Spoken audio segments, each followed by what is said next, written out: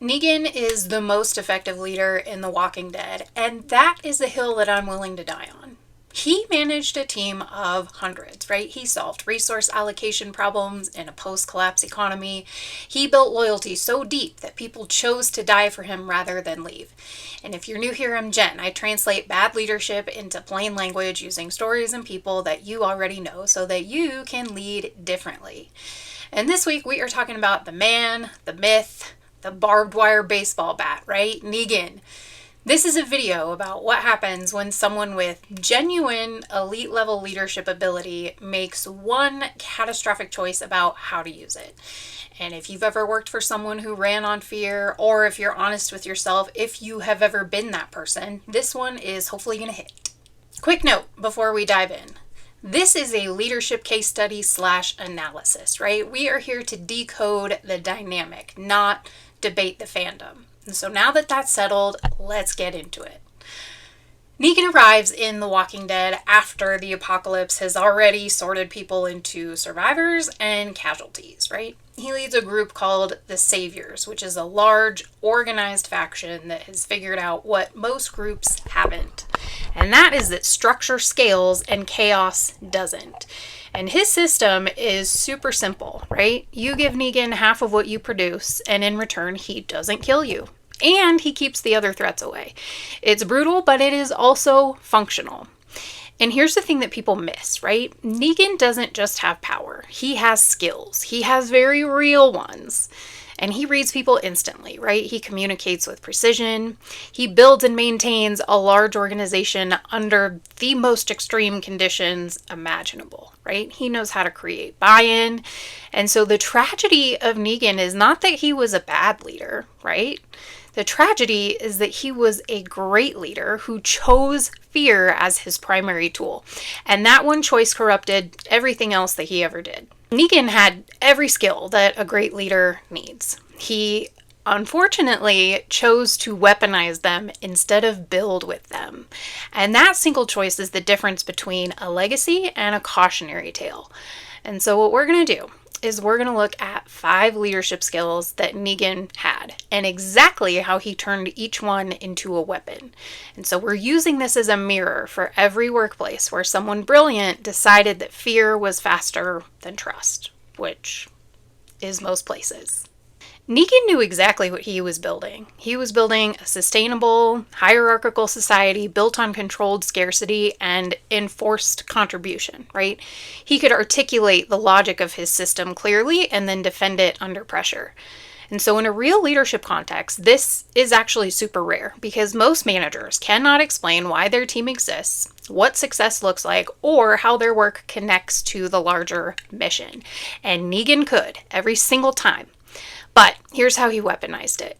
He used that clarity not to inspire people toward something, but to make the alternative, which was chaos and death, feel inevitable. His vision was a threat dressed up as a plan. And the real world version of this is the boss who's crystal clear about expectations, but only ever communicates them through consequences, right? You know exactly what you are not supposed to do, but you have no idea what good actually looks like. Negan is also one of the most perceptive characters in the series, right? He identifies threats almost immediately. He spots weakness and strength with uncanny speed, and he knows who's loyal, who's wavering, and who is waiting for a moment. And that skill, deployed well, is what separates good managers from great ones, right? The ability to see what someone needs, what they're capable of, and how to reach them. And so the weaponization of this was when Negan used his perception not to develop people, but to identify their pressure points. He didn't read people to help them, right? He read people to control them. So the real world version is the manager who knows that you're struggling at home, right? And uses it to extract more compliance at work, right? Who sees your ambition and then dangles promotion as leverage. Who's incredibly perceptive and uses every bit of that perception against you. You cannot look away when Negan talks, right? He commands a room. He uses humor, timing, silence, and spectacle with the instincts of a gifted communicator. And so he makes you laugh before he terrifies you. And that combination is very deliberate. Presence is not taught easily, right? Either you have it or you don't. And Negan has it in abundance. But he weaponized it, of course, right? And so what that looked like is his communication is entirely one directional, right? He performs, he doesn't listen.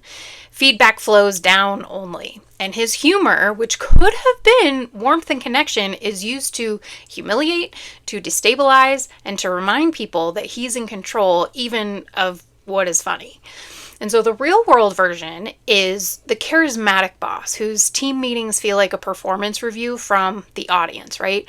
Entertaining, dynamic, and completely unsafe to disagree with. This is the one that people argue with me about. So let me be very precise.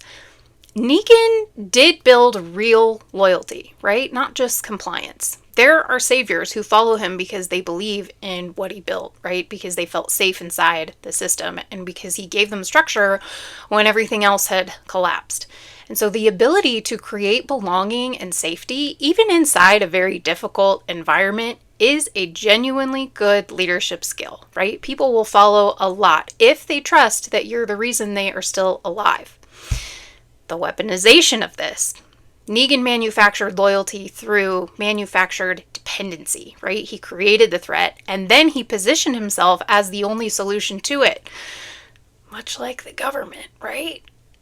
That's not earned trust, right? That's a protection racket.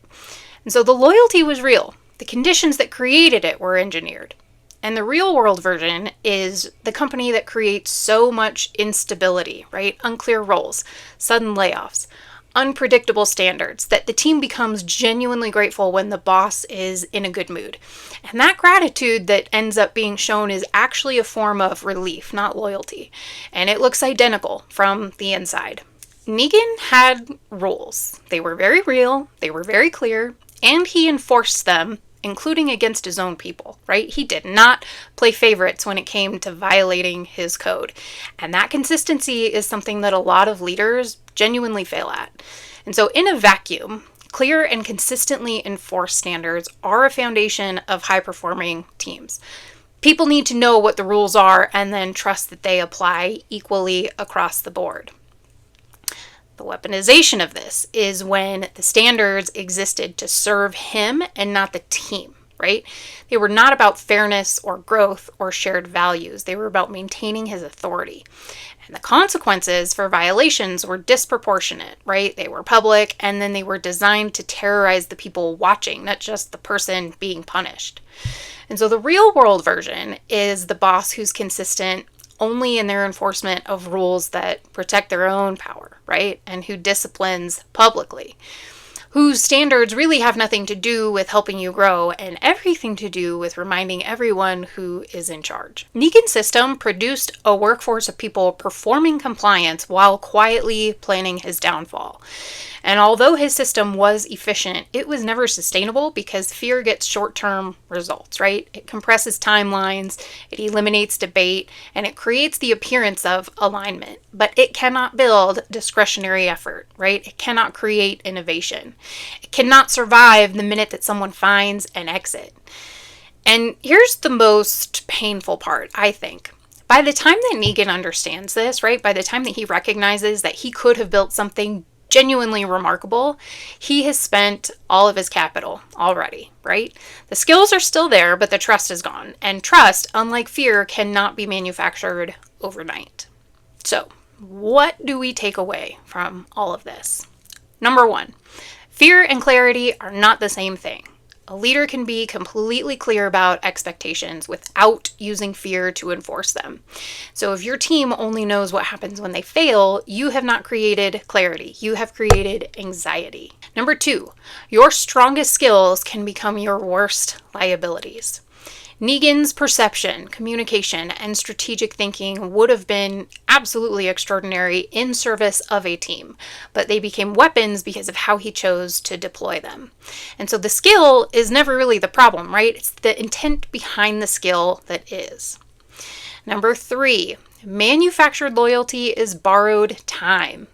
If your team's loyalty depends on there being no better option, it's not loyalty, it's captivity with a better name.